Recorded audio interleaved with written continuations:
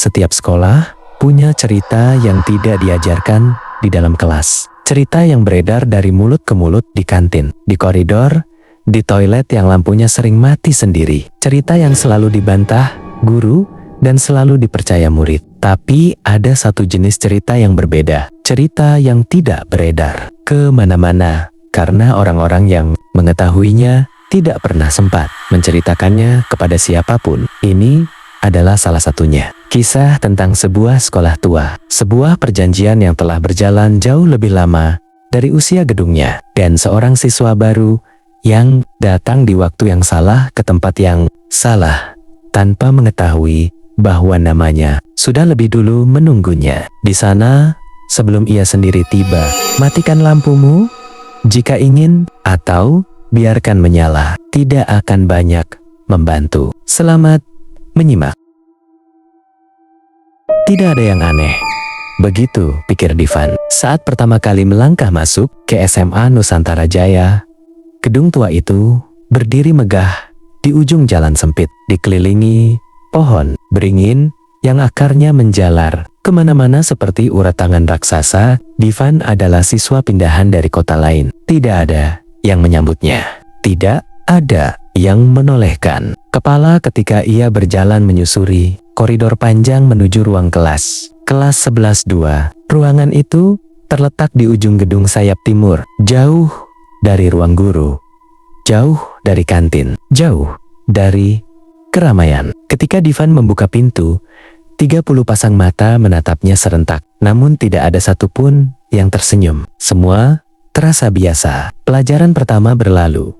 Lalu yang kedua, tapi di jam ketiga, ketika guru sejarah meninggalkan kelas sebentar, Divan menyadari sesuatu yang membuatnya diam mematung di kursinya. Dinding sebelah kiri kelas itu penuh dengan coretan nama, bukan nama siswa biasa. Nama-nama itu terukir dalam, seperti digores dengan kuku atau benda tajam. Masing-masing disertai tahun yang berbeda. Yang paling lama bertahun ke 1987, yang paling baru tertulis tahun lalu. Divan menghitung dengan jari. Ada 47 nama. Ia bertanya pada teman sebangkunya, seorang anak perempuan bernama Siska yang sejak tadi membaca buku tanpa menoleh. Siska hanya mengangkat bahu dan menjawab pendek bahwa coretan itu sudah ada sejak dulu. Tidak ada yang tahu maknanya, dan sebaiknya Divan tidak terlalu memikirkannya. Namun, tepat saat bel istirahat berbunyi, Divan melihat sesuatu yang membuat jantungnya berhenti sesaat. Di sudut paling bawah dinding itu, di antara nama-nama lain yang berdesakan, ada sebuah nama yang berbeda dari yang lain. Nama itu tidak diukir. Nama itu ditulis menggunakan sesuatu berwarna merah tua yang sudah mengering. Dan nama itu adalah namanya sendiri, Divan Prasetyo, lengkap dengan nama tengah, yang bahkan tidak pernah ia tuliskan di formulir pendaftaran sekolah ini. Ia berdiri mematung cukup lama. Ketika ia berbalik hendak memanggil Siska, bangku itu sudah kosong. Seluruh kelas sudah kosong. Divan sendirian di dalam ruangan yang mendadak terasa sempit dan gelap, meski jendela terbuka lebar dan matahari tengah hari bersinar di luar. Angin masuk dari jendela, kertas-kertas di meja beterbangan, dan dari balik pintu kelas yang setengah terbuka, Divan mendengar suara langkah kaki yang berhenti tepat di ambang pintu. Tidak ada siapapun yang masuk, tapi bayangan di lantai memperlihatkan sesosok tubuh berdiri di sana, diam, seolah sedang mengamatinya. Sepulang sekolah, Divan tidak langsung pulang. Sesuatu menahannya, semacam dorongan yang tidak bisa dijelaskan dengan akal sehat. Kakinya membawanya kembali ke koridor sayap timur, melewati kelas yang kini sudah gelap dan terkunci, menuju sebuah ruangan kecil di ujung lorong yang pintunya tidak pernah ia perhatikan sebelumnya. Ruangan itu bertuliskan arsip di atas pintu kayu yang catnya sudah mengelupas. Anehnya, pintu itu tidak terkunci. Engselnya mengeluarkan bunyi panjang ketika Divan mendorongnya masuk. Di dalam, bau kertas lama dan tanah lembab langsung menyergap hidungnya. Rak-rak besi berkarat memenuhi ruangan sempit itu dari lantai hingga langit-langit. Semuanya dipenuhi map dan bundel dokumen yang sudah menguning. Divan menyalakan senter dari ponselnya dan mulai memeriksa label di setiap rak. Ia tidak tahu apa yang ia cari. Ia hanya tahu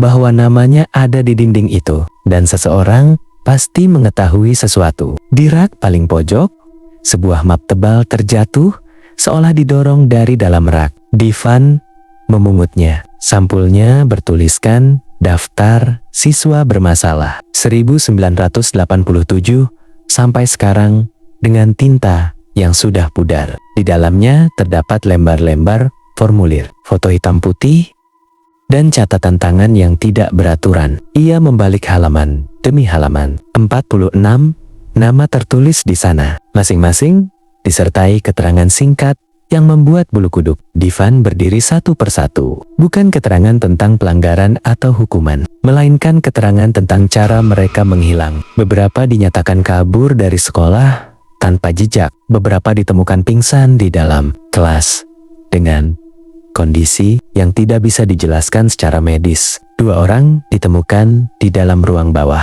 tanah yang bahkan tidak ada dalam denah resmi gedung sekolah. Dan 1 orang, seorang siswa laki-laki dari tahun 2019, tidak pernah ditemukan sama sekali hingga hari ini. Divan membalik halaman terakhir. Halaman itu kosong. Namun, ketika cahaya senternya menyorot dari sudut miring, samar-samar ia melihat bekas tekanan tulisan di permukaan kertas. Seperti ada seseorang yang menulis di atas halaman ini, lalu merobek tulisan itu, tapi bekas lesnya tetap tertinggal. Dengan hati-hati, Divan memiringkan ponselnya, membaca huruf demi huruf yang tercetak samar. Nama itu adalah namanya lagi. Kali ini disertai 1 baris kalimat yang membekukan seluruh tubuhnya. Ia membacanya 2 kali untuk memastikan ia tidak salah lihat. Tapi kalimat itu tetap sama, tertulis jelas di bawah namanya dalam tekanan yang dalam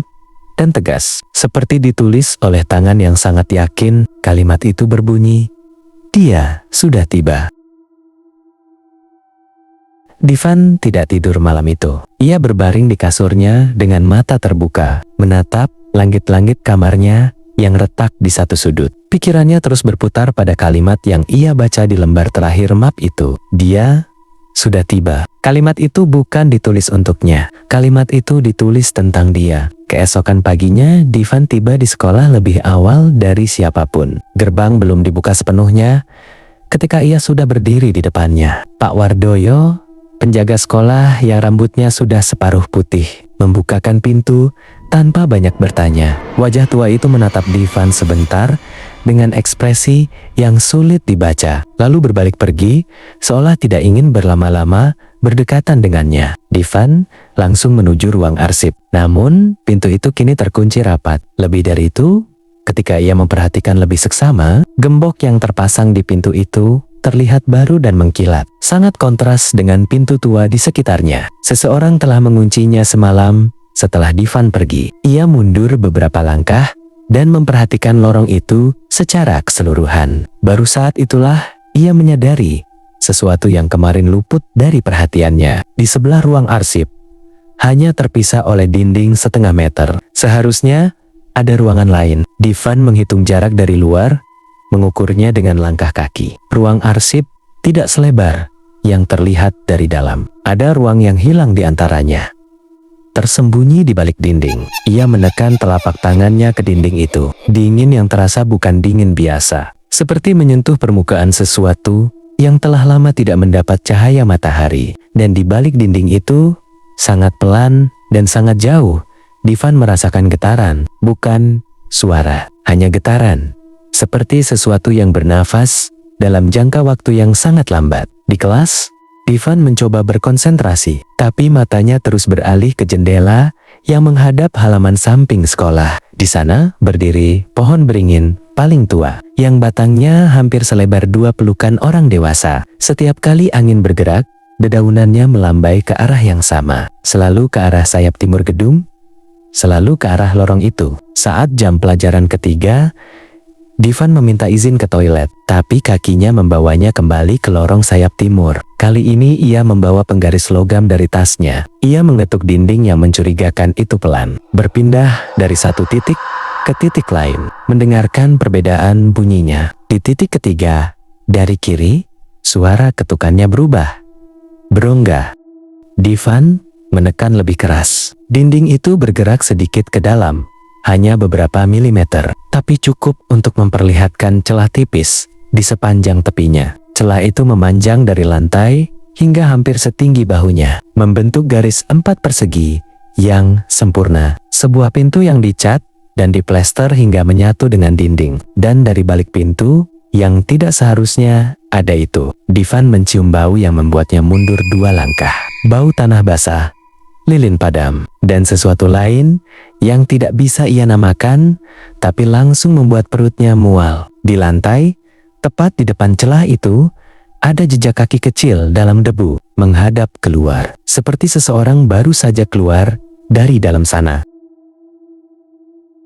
Divan tidak langsung membuka pintu itu. Ia berdiri di depannya cukup lama, mempertimbangkan antara akal sehat dan rasa. Ingin tahu yang terus menggerogoti dadanya dari dalam. Jejak kaki kecil di lantai itu masih ada, tidak bergerak, menghadap ke arahnya seolah menunggu keputusannya. Ia mendorong pintu itu dengan ujung penggaris. Pintu yang diplester itu terbuka dengan berat, mengayun ke dalam perlahan, memperlihatkan kegelapan yang pekat di baliknya. Divan menyalakan senter ponselnya dan melangkah masuk. Ruangan itu sempit dan rendah, tapi lebih panjang dari yang terlihat dari luar. Dindingnya bukan tembok bata biasa, melainkan batu kali yang disusun kasar. Seperti ruangan ini dibangun jauh sebelum gedung sekolah berdiri di atasnya. Lantainya tanah yang dipadatkan, lembab dan berwarna gelap. Di sepanjang dinding kiri, terdapat rak kayu tua yang hampir seluruhnya lapuk, berisi benda-benda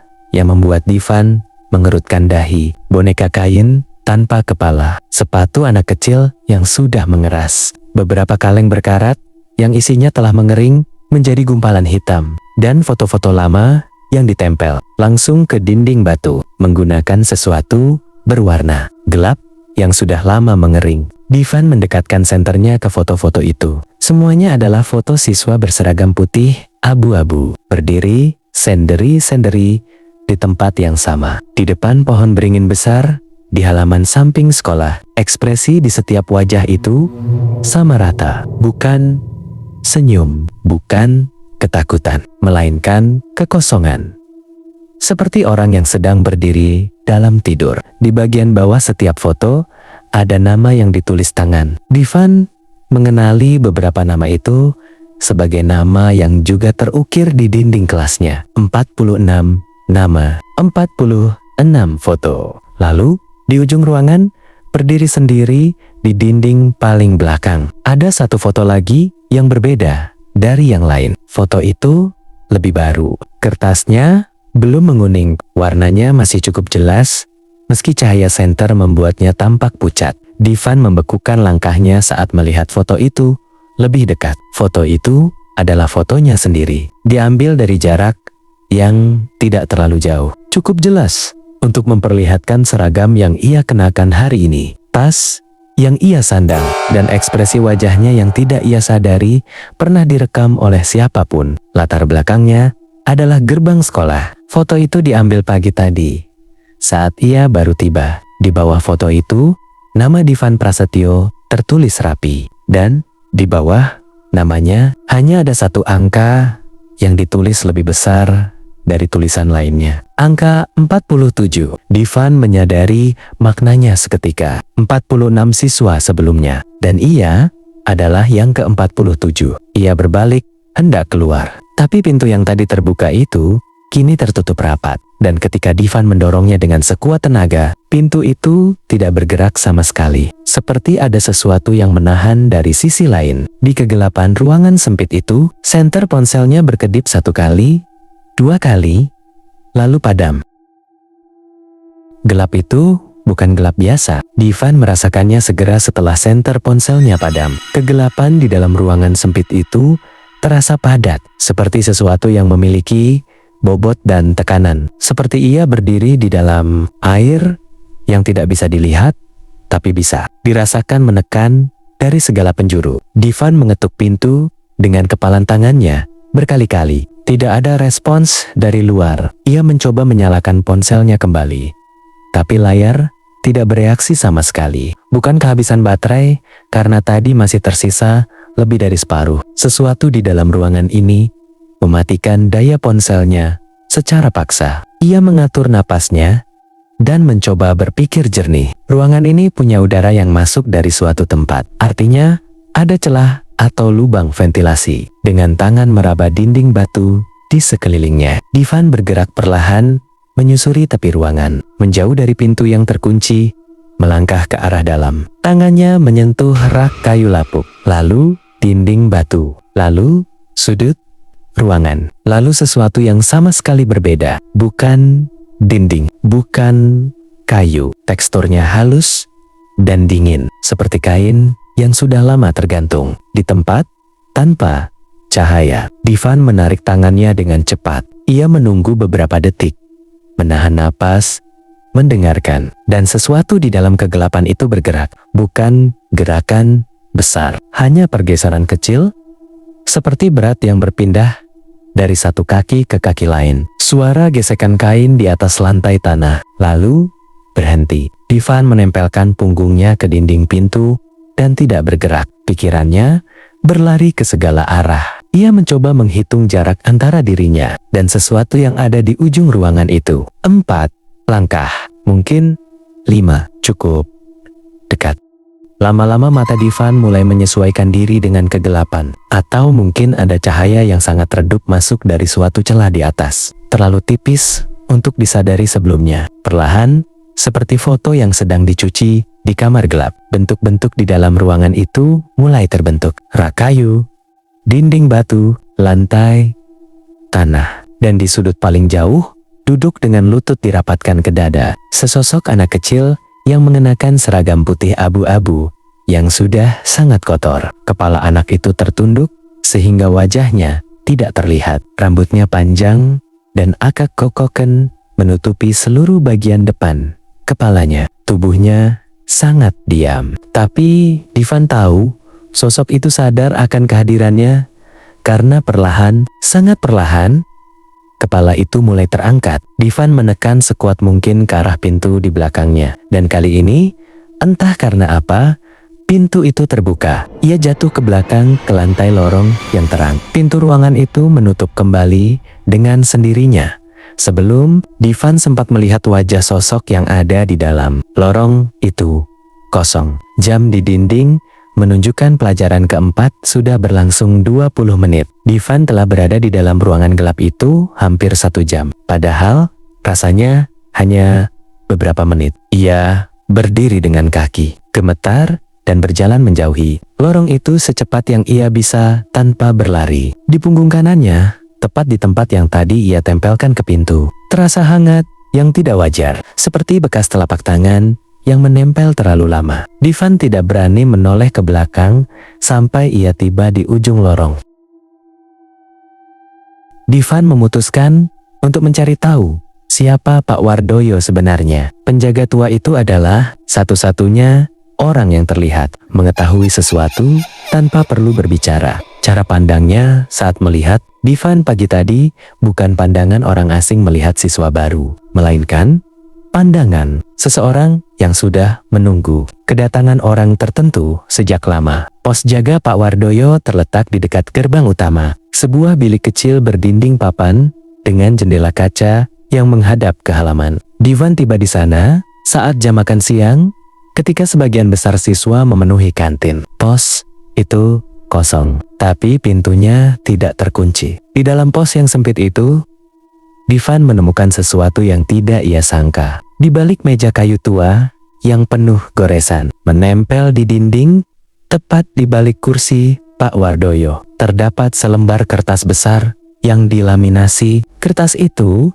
adalah denah gedung sekolah, tapi bukan denah yang terpampang di papan pengumuman dekat ruang kepala sekolah. Denah ini jauh lebih tua, dan jauh lebih lengkap. Di dalamnya tergambar ruangan-ruangan yang tidak ada dalam denah resmi. Ruang bawah tanah di bawah sayap timur, lorong penghubung di bawah lapangan upacara, dan sebuah ruangan yang letaknya persis di bawah pohon beringin tua di halaman samping diberi tanda lingkaran merah dengan tulisan tangan yang hanya terdiri dari 2 kata, "Jangan dibuka." Divan memotret denah itu dengan ponselnya yang kini kembali berfungsi normal sejak ia keluar dari lorong tadi. Ia juga memperhatikan sesuatu di sudut meja. Sebuah buku catatan kecil bersampul hitam yang sudah sangat lusuh. Nama di sampulnya bukan nama Pak Wardoyo. Nama itu adalah nama yang Divan pernah baca di map arsip. Seorang penjaga sekolah yang bertugas sejak ke 1987, orang yang sama dengan yang tertulis di lembar pertama daftar itu sebagai pelapor. Pertama, kasus siswa menghilang. Divan membuka halaman pertama buku itu. Tulisannya rapi dan kecil. Ditulis dalam bahasa yang sebagian sudah sulit dibaca karena tinta yang memudar. Tapi beberapa kalimat masih terbaca jelas, terutama di halaman-halaman awal. Sekolah ini dibangun di atas tanah yang salah. Bukan tanah kuburan, bukan tanah angker dalam pengertian biasa, melainkan tanah yang sejak ratusan tahun lalu digunakan sebagai tempat perjanjian antara manusia dan sesuatu yang tidak bisa diberi nama. Perjanjian itu membutuhkan pembayaran berkala, dan pembayaran itu selalu berbentuk satu hal: seseorang yang datang dari luar, seseorang yang tidak memiliki akar di tanah ini. Divan menutup buku itu dengan tangan yang mulai bergetar. Ia adalah siswa pindahan. Tidak ada seorang pun di kota ini yang ia kenal sebelumnya. Tidak ada keluarga, tidak ada ikatan. Ia persis seperti kriteria yang tertulis di buku itu. Ketika Divan mendongak, ia melihat bayangan seseorang berdiri di luar jendela kaca pos jaga, membelakangi matahari sehingga wajahnya gelap dan tidak terbaca. Tubuhnya terlalu kecil untuk ukuran orang dewasa, terlalu diam untuk ukuran anak yang wajar. Divan mengenal seragam putih abu-abu yang sangat kotor itu. Sosok dari dalam ruangan gelap tadi kini berdiri di luar, di bawah terik matahari siang. Dan untuk pertama kalinya, Divan bisa melihat wajahnya dengan jelas, meski hanya sekilas sebelum matanya refleks memalingkan pandangan. Wajah itu tersenyum, tapi matanya tidak.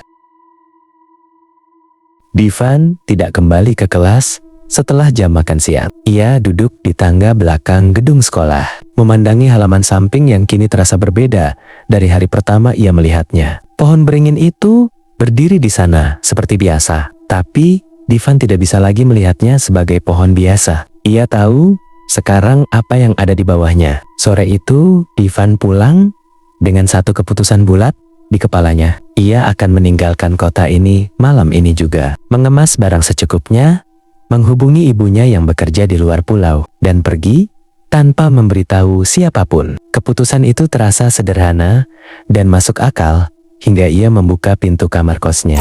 Di atas meja belajarnya tergeletak buku catatan bersampul hitam yang tadi ia tinggalkan di pos jaga. Pak Wardoyo. Divan tidak membawanya. Ia yakin 100% ia tidak membawanya. Tapi buku itu ada di sana, terbuka di halaman yang belum sempat ia baca tadi. Tangannya gemetar saat ia mendekat dan membaca tulisan di halaman itu. Halaman itu menjelaskan bahwa selama puluhan tahun penjaga sekolah adalah satu-satunya orang yang mengetahui perjanjian tersebut. Tugasnya bukan menjaga gedung. Tugasnya adalah memastikan perjanjian itu terpenuhi tepat waktu setiap siklusnya. Siklus itu terjadi setiap 7 tahun. Dan tahun ini adalah tahun ke-7 sejak siklus terakhir. Siswa yang dipilih selalu menunjukkan tanda yang sama. Nama mereka muncul di dinding kelas sebelum mereka sendiri menyadarinya. Foto mereka terpasang di ruangan bawah tanah sebelum siapapun memotret mereka. Dan sosok berseragam kotor itu selalu muncul sebagai pertanda bahwa waktu hampir habis. Divan membalik halaman. Di sana ada catatan yang ditulis lebih baru. Tintanya belum sepenuhnya kering dan baunya masih menyengat di udara. Kamar yang tertutup. Tulisan itu berbeda dari tulisan di halaman-halaman sebelumnya. Ini tulisan tangan Pak Wardoyo. Isinya hanya beberapa baris, tapi setiap barisnya menghantam Divan seperti pukulan ke ulu hati. Pak Wardoyo menulis bahwa ia sudah terlalu tua dan terlalu lelah menjaga rahasia ini sendirian, bahwa ia telah mencoba menghentikan siklus ini 2 kali sebelumnya dan gagal, bahwa satu-satunya cara memutus perjanjian itu adalah dengan masuk ke ruangan di bawah pohon beringin dan menghancurkan apa yang tersimpan di dalamnya sebelum tengah malam di hari ke-7 siklus, dan hari ke-7 siklus adalah besok. Di baris paling terakhir, Pak Wardoyo menulis satu kalimat yang membuat Divan duduk terdiam di lantai kamarnya cukup lama. Ia menulis bahwa ia tidak bisa melakukannya sendiri karena perjanjian itu hanya bisa diputus oleh orang yang dipilih, dan orang yang dipilih di siklus ini adalah Divan. Malam itu, Divan tidak tidur dan tidak juga pergi. Ia duduk di tepi kasurnya, memandangi buku catatan itu hingga dini hari, membaca ulang setiap halaman, mencari celah atau kemungkinan lain yang mungkin terlewat. Tapi semakin dalam ia membaca, semakin jelas gambaran yang terbentuk. Ia tidak punya pilihan lain. Besok, ia harus kembali ke sekolah itu. Bukan untuk belajar, bukan untuk melarikan diri, melainkan untuk turun ke bawah pohon beringin itu dan menghadapi apapun yang menunggunya di sana. Di luar jendela kamar kosnya, di bawah cahaya lampu jalan yang redup, sosok berseragam kotor itu berdiri memandanginya tanpa bergerak sepanjang malam. Divan tiba di sekolah pukul 2 dini hari. Gerbang terkunci, tapi ia sudah tahu celah di pagar samping yang cukup untuk dilewati. Halaman sekolah yang biasanya biasa saja kini terasa sepenuhnya berbeda di bawah langit tanpa bulan. Pohon beringin itu berdiri di kejauhan, seperti makhluk raksasa yang sedang tidur. Akar-akarnya menjalar ke segala arah, seperti jari-jari tangan yang mencengkeram tanah. Pak Wardoyo menunggunya di bawah pohon itu. Penjaga tua itu memegang cangkul kecil dan lentera minyak yang nyalanya hampir padam tertiup angin. Ia menyerahkan sebuah bungkusan kain kepada Divan tanpa penjelasan. Di dalam bungkusan itu terdapat sebuah batu pipih berwarna hitam pekat dengan ukiran yang tidak bisa Divan kenali. Tapi tangannya mengenalinya, karena begitu Yaregarinia menyentuh batu itu, seluruh tubuhnya bergetar seolah menerima arus listrik yang sangat lemah namun sangat dalam. Pak Wardoyo menunjuk ke titik di antara dua akar terbesar. Tanah di sana tampak lebih gelap dan lebih lembab dari tanah di sekelilingnya. Divan mulai menggali dengan cangkul kecil itu. Tanahnya lunak dan dingin, terlalu lunak, seperti sudah pernah digali dan diuruk kembali berkali-kali sebelumnya.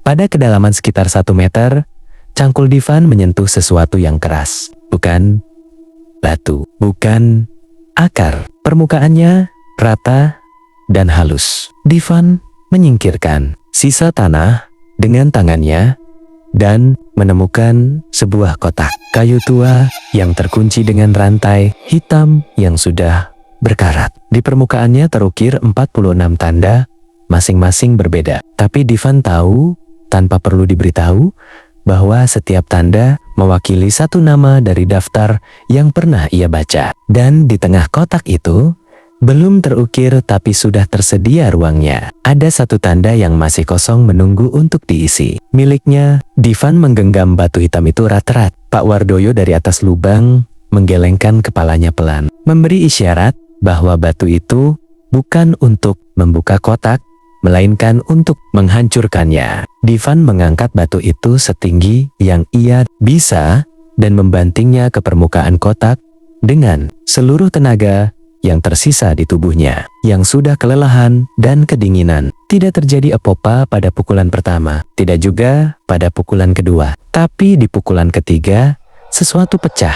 Bukan kayunya, melainkan udaranya. Seperti tekanan yang selama puluhan tahun tertahan di dalam kotak itu sekaligus dilepaskan ke segala arah, membuat tanah di sekeliling lubang bergetar dan akar-akar. Pohon beringin di atas bergerak, seperti diguncang. Angin besar, meski tidak ada angin sama sekali. Dari dalam kotak, yang kini retak di tengahnya, mengalir sesuatu seperti asap hitam yang sangat pekat, naik ke atas, berputar, membentuk sesuatu yang hampir menyerupai wajah sebelum angin yang tiba-tiba datang dari timur menyapu semuanya dan kegelapan itu buyar menjadi tidak ada. Divan terduduk di dasar lubang dengan napas terengah. Tangannya terluka di beberapa bagian karena serpihan kayu kotak yang meledak keluar. Tapi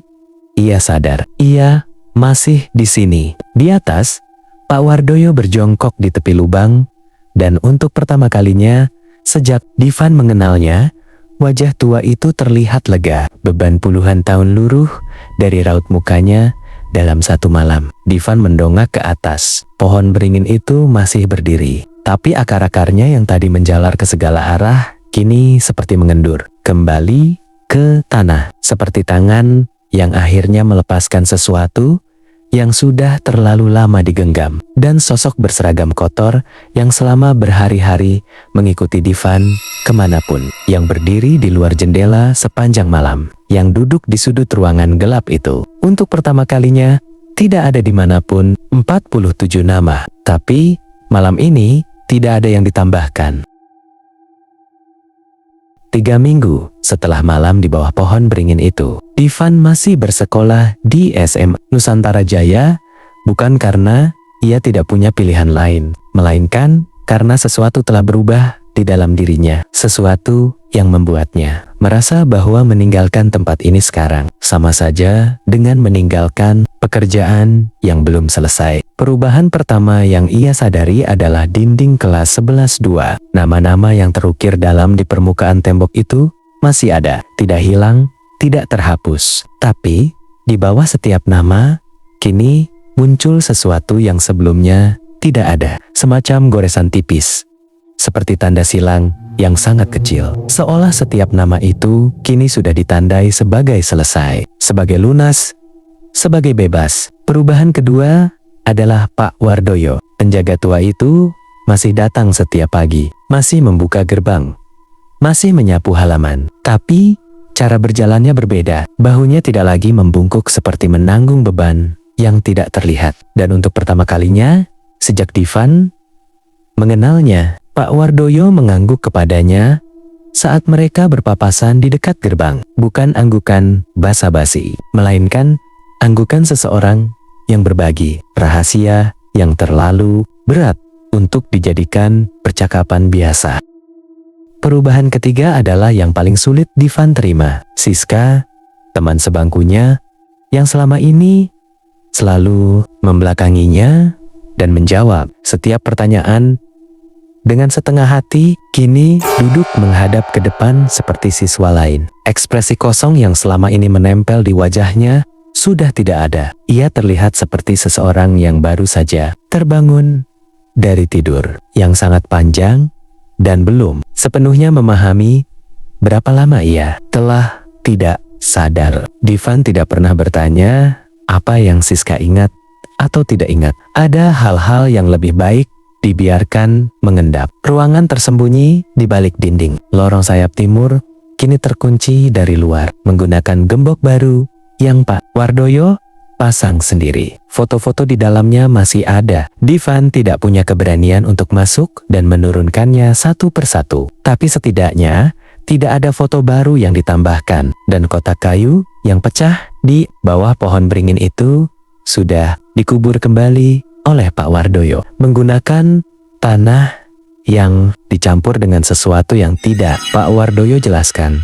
Dan Divan tidak bertanya. Yang paling sering Divan pikirkan di malam-malam setelahnya bukan sosok berseragam kotor itu, bukan kegelapan di dalam ruangan sempit, bukan pula rasa dingin yang menempel di punggungnya selama berhari-hari setelah kejadian itu. Yang paling sering ia pikirkan adalah angka 47 yang tertulis di bawah fotonya di dalam ruangan itu. Angka itu ditulis oleh seseorang atau sesuatu yang yakin bahwa ia akan menjadi korban berikutnya. Tapi ia tidak menjadi korban. Ia menjadi sebaliknya. Dan di suatu malam, ketika Divan sedang belajar di meja kamarnya, ia membuka kembali buku catatan bersampul hitam itu untuk terakhir kali. Ia membalik ke halaman paling akhir yang masih kosong dan menuliskan satu kalimat pendek. Menggunakan pulpen birunya, siklus ini sudah berakhir. Ia menutup buku itu dan meletakkannya di laci paling bawah mejanya. Di luar jendela kamar kosnya, halaman jalan yang remang itu kosong seperti seharusnya. Tidak ada sosok berdiri di bawah lampu jalan. Tidak ada bayangan yang tidak punya pemilik. Hanya malam biasa di kota kecil yang akhirnya kembali menjadi sunyi.